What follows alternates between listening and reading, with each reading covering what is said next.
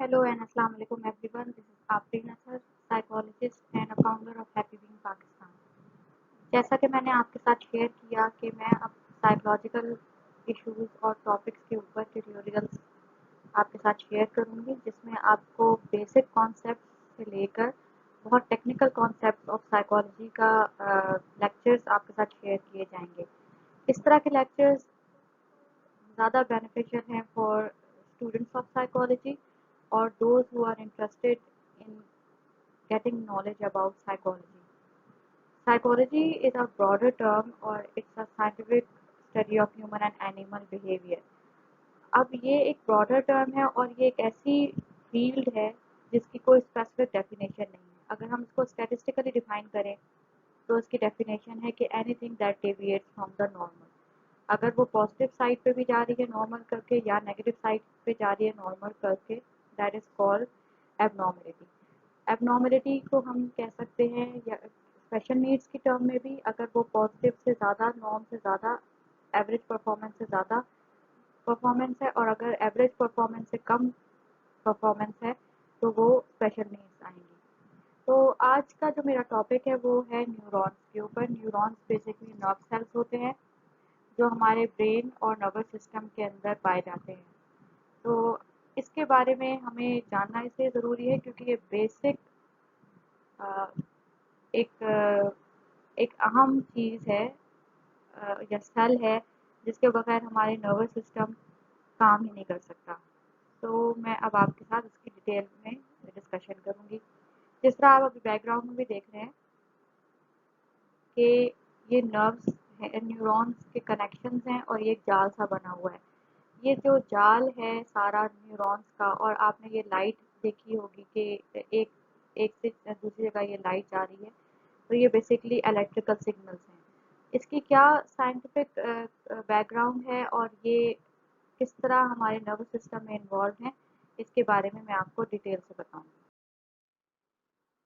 अब nervous system के अंदर जो बेसिक सेल है उसको हम कहते हैं न्यूरॉन। न्यूरॉन्स या नर्व सेल्स जो है रिसीव करते हैं सिग्नल्स को और सेंड करते हैं टू द ब्रेन और स्पाइनल कॉर्ड। अब स्पाइनल कॉर्ड भी नर्वस सिस्टम का हिस्सा है। Central nervous system and peripheral nervous system के बारे में मैं आपके साथ अपनी नेक्स्ट लेक्चर में शेयर करूंगी डिटेल्स, लेकिन अभी हम basic constituent of nervous system that is neuron के बारे में डिस्कस कर रहे हैं। अच्छा, पहले ये चीज़ इम्पॉर्टेंट है कि अगर आप देखें कि हमारी जो बॉडी है उसमें इंफॉर्मेशन इनटेक हो रही है थ्रू सेंसेस। अब कौन कौन सी सेंसेस होती है? 5 सेंसेस हैं। Sense of touch, smell, taste, vision and audition. ये 5 सेंसेस हैं। अब ये जो इन्फॉर्मेशन इनटेक हो रही है फ्रॉम द इन्वायरमेंट वो जाती है हमारी स्किन से। फॉर एग्जांपल, अगर आपने कोई गर्म चीज़ को हाथ लगा लिया तो स्किन रिसेप्टर्स जो है वो इन्फॉर्मेशन देंगे सेंसिटिव नर्व्स या न्यूरॉन्स के ज़रिए, जो टाइप ऑफ न्यूरॉन है, और फिर ये इन्फॉर्मेशन जाएगी टूवर्ड्स आवर नर्वस सिस्टम, और फिर उसके बाद हमारा ब्रेन रिएक्ट बैक करेगा और फिर हमारी बाद में रिएक्शन क्या आएगा कि हमें हमने अपना हाथ उठा लेना है उस गर्म चीज़ से। Neurons are nerve cells that make up our nervous system. Unlike other cells, neurons are highly specialized to transmit information throughout our bodies. We have 100 billions of these specialized nerve cells in our brain, which is as many as the stars in the Milky Way. अब आप देख लें कि कितने ज़्यादा nerve cells हैं हमारे brain में, हमारे नर्वस सिस्टम में, sorry. The ways to which they transmit the information, however, transcend the numbers of stars in the universe। इसको एग्जांपल दी गई है यूनिवर्स के साथ कि हमारे जो नर्व सेल्स हैं 100 बिलियन स्पेशलाइज्ड नर्व सेल्स हैं जो हमें इंफॉर्मेशन इनटेक और उसके मुताबिक रिएक्ट करने में सपोर्ट करते हैं। Neurons very in diameters from a range of 4 to 100 micron. अब स्ट्रक्चर ऑफ न्यूरॉन के बारे में मैं थोड़ा सा डिस्कस करूंगी कि न्यूरॉन का स्ट्रक्चर, बेसिक स्ट्रक्चर क्या है। एक तो इसके अंदर होते हैं डेंड्राइट्स, जो आप देख रहे हैं ये दरख्तों की शाखों की मानंद जो मुख्तलिफ पार्ट्स हैं, ये तमाम डेंड्राइट्स कहलाते हैं। अब इसके अंदर आपने देखा होगा सोमा या सेल बॉडी, जो हर सेल के अंदर एक सोमा या सेल बॉडी पाई जाती है, इसी तरह न्यूरॉन में भी होती है। फिर इसके अंदर न्यूक्लियस पाया जाता है सेल बॉडी के अंदर। अब जो इन्फॉर्मेशन जा रही है फ्रॉम डेंड्राइट्स, ये एंटर हुई इन्फॉर्मेशन, और फिर उसके बाद ये डेंड्राइट्स के अंदर एंटर हुई इन्फॉर्मेशन और फिर एक्सॉन के ज़रिए आगे गई। अब एक्सॉन जो है बेसिकली माइलिन शीट से कवर हुआ होता है, ताकि जो इलेक्ट्रिकल सिग्नल है वो शॉर्ट सर्किट ना हो। इंफॉर्मेशन ट्रांसमिशन जो होती है from dendrites all the way to axons and then terminal buttons, वो होती है इलेक्ट्रिकल सिग्नल्स की मानंद। जिस तरह आपने मेरी पहली स्लाइड में देखा कि स्पार्क हो रहा था, वो बेसिकली इलेक्ट्रिकल सिग्नल्स हैं। माइलिन शीट का फ़ायदा ये है, ये एक फैटी सब्सटेंस होता है और ये एक्सॉन को कवर किया होता है। इसका फ़ायदा ये होता है कि शॉर्ट सर्किट नहीं होती इन्फॉर्मेशन, यानी इधर उधर नहीं जाती। और फिर बाद में इन्फॉर्मेशन जाती है टूवर्ड्स द टर्मिनल बटन्स या presynaptic terminal. Presynaptic terminal या साइनेप्स होता है basically connection from one neuron to another neuron. आपने ये देखा होगा कि बटन्स बने हुए हैं, इन बटन्स में बेसिकली न्यूरोट्रांसमीटर्स होते हैं जो रिलीज होते हैं to form connection with other neuron, और या फिर इंफॉर्मेशन सेंड करने के लिए ये न्यूरोट्रांसमीटर्स जो है रिलीज होना शुरू होते हैं। न्यूरोट्रांसमीटर्स केमिकल्स होते हैं, जैसे कि डोपामीन न्यूरोट्रांसमीटर है, नेचुरली अकरिंग है, सेरोटोनिन है। लेकिन जो कुछ मेडिसिन होती हैं उनका भी इसी तरह इंफॉर्मेशन जाती है। फॉर एग्जांपल पेन किलर आपने खाई, डेंड्राइट्स में इंफॉर्मेशन गई, डेंड्राइट्स के बाद फिर वो एक्सन में गई, एक्सॉन से होती हुई वो गई टर्मिनल बटन्स में, और फिर उन्होंने पेन रिलीविंग केमिकल्स को रिलीज करना शुरू कर दिया, जिससे पेन रिलीविंग इफेक्ट आया। तो ये बेसिक स्ट्रक्चर है बेसिकली न्यूरॉन का या किसी भी नर्व सेल का।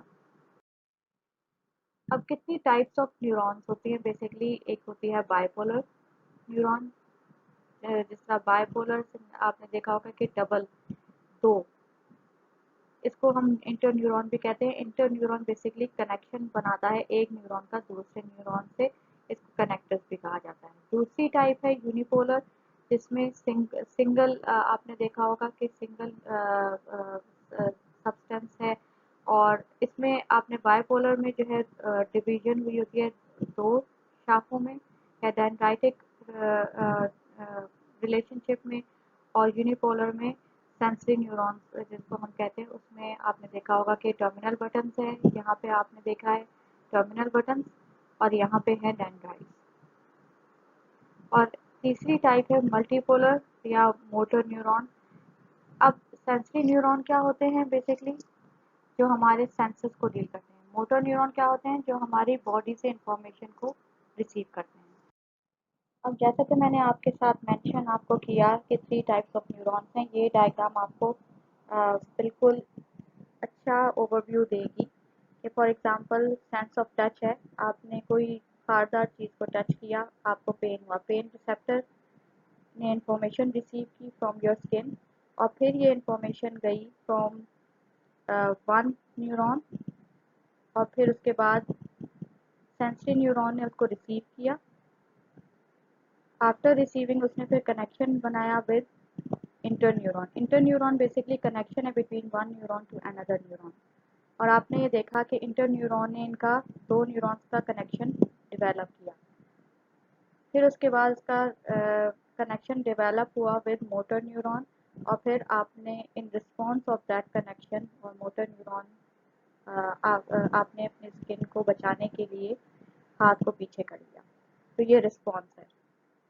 सेंसेशन को रिसीव किया through skin receptor sensory neuron ने, और फिर वो इंटर न्यूरॉन के ज़रिए मोटर न्यूरॉन पे गया। मोटर न्यूरॉन ने उसको जो है रिस्पॉन्स इस तरह किया कि आपने अपना हाथ वहाँ से हटा दिया जहाँ से आपको पेन रिसेप्टर से पेन रिसीव हुआ। अब सेंसरी न्यूरॉन्स जो होते हैं वो सेंसरी इंफॉर्मेशन देते हैं, ब्रेन तक पहुँचाते हैं, और जो मोटर न्यूरॉन होते हैं वो इंफॉर्मेशन रिसीव करते हैं from brain to the receptor. और ये सारा जो सिचुएशन है, सिनेरियो है, वो न्यूरॉन्स की गेम है। इसकी मैं एक्सप्लेनेशन मज़ीद बताती हूँ। Sensory neurons are nerve cells that are located within the nervous system and which is responsible for converting external stimuli from the environment of organism into electrical impulses that are internal. This process is part of functions that include muscle contractions and even involuntary behavior such as pain avoidance. जैसे मैंने आपको example दी थी। दूसरी type है motor neurons. These are also called motor neurons.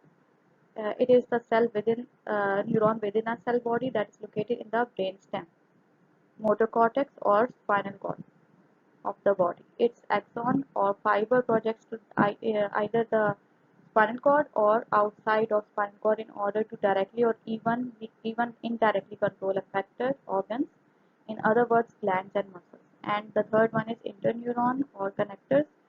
These are large class of neurons that are found throughout the human body. Interneurons enable communication between sensory or motor neurons and the central nervous system.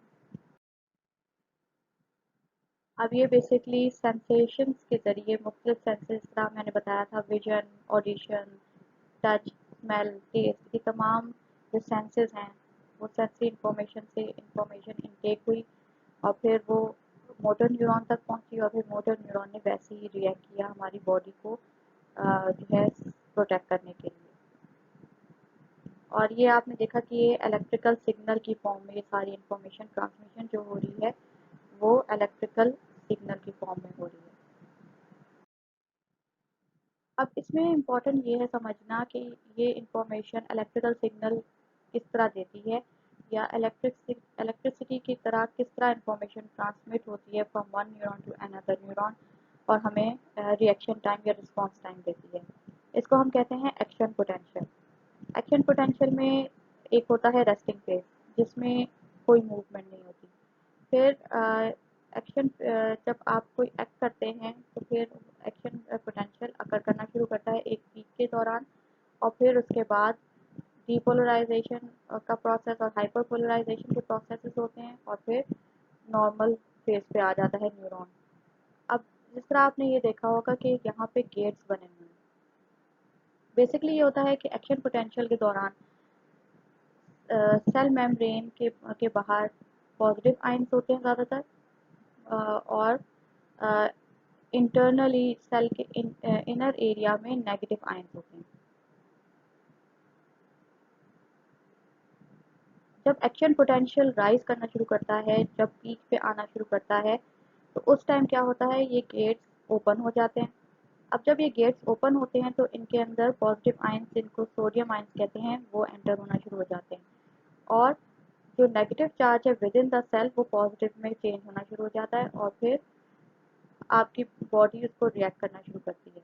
अब जब ये तमाम action potential का process हो गया तो फिर resting phase पे किस तरह आती है फिर से बॉडी। फिर ये होता है कि नेगेटिव आयंस जो होते हैं वो फिर से internally negative ions within cell create होना शुरू होते हैं। वो ऐसे कि जो पोटेशियम आयंस होते हैं जो विद इन सेल पाए जाते हैं और पॉजिटिव आयंस होते हैं वो और सोडियम आयंस, ये इनका जो है गेम होता है। बेसिकली ये जब बाहर जाना शुरू करते हैं, आउटसाइड मूव करना शुरू करते हैं तो फिर उसके बाद नेगेटिविटी जो है जो बाहर होती है वो ख़त्म होना शुरू हो जाती है और इंटरनली नेगेटिव आयंस बढ़ना शुरू हो जाते हैं और पॉजिटिव आयंस बाहर चले जाते हैं जब एक्शन पोटेंशियल राइज हो जाए।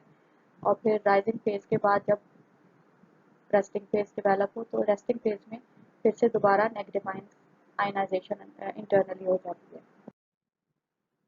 जिस तरह ये देखा आपने कि अभी गेट जब ओपन हुआ तो सोडियम आयंस गेट के अंदर आना शुरू हो गए। पहले पॉजिटिव आयनाइजेशन बाहर थी और नेगेटिव आयंस जो थे वो इंटरनल थे, लेकिन जब एक्शन पोटेंशियल क्रिएट होना शुरू हुआ तो पॉजिटिव आयंस इंटरनल लेवल पे आना शुरू हो गए। जब पॉजिटिविटी हो गई एक्शन पोटेंशियल होगा। जिस तरह मैंने एग्जांपल दिया आपको कि हाथ अगर किसी खारदार चीज़ पे लगे और आपने अपना हाथ हटाना है तो उस टाइम क्या होगा कि पॉजिटिव आयंस इंटरनली एंटर होना शुरू हो जाएंगे सेल के अंदर और आप मूवमेंट और रिस्पॉन्स शो करेंगे। फिर जब आप रेस्टिंग पोटेंशियल में आ जाएंगे तो फिर से इसी तरह हो जाएगा कि पॉजिटिव आयंस बाहर और नेगेटिव आयंस अंदर। ये पूरी समरी है बेसिकली एक्शन पोटेंशियल की, कि स्टिमुलस फॉर एग्जांपल कारदार झाड़ी जिस पे आपने हाथ लगाया, डिपोलराइजेशन के जरिए पॉजिटिव आयनाइजेशन इंटरनली होना शुरू हुई, एक्शन पोटेंशियल की पीक हुई। फिर उसके बाद जब बॉडी को नॉर्मल फेज में आना शुरू करना है तो फिर रीपोलराइजेशन हुई, जो पोटेशियम आयंस हैं वो बाहर आना शुरू हो जाएंगे। फिर एक वक्त ऐसा आता है कि पॉजिटिव आयंस बाहर एक्सटर्नल लेवल पे आना शुरू हो जाते हैं, सोडियम और पोटेशियम, जिसकी वजह से हाइपरपोलराइजेशन होती है, एकदम से पीक में कमी आती है। और फिर रेस्टिंग फेज आता है जब सेल्स का जो पोजीशन होती है वो सेम सिमिलर होना शुरू हो जाती है रेस्टिंग स्टेट में, जैसे सोडियम आयंस बाहर और नेगेटिव आयंस अंदर। Thank you for watching.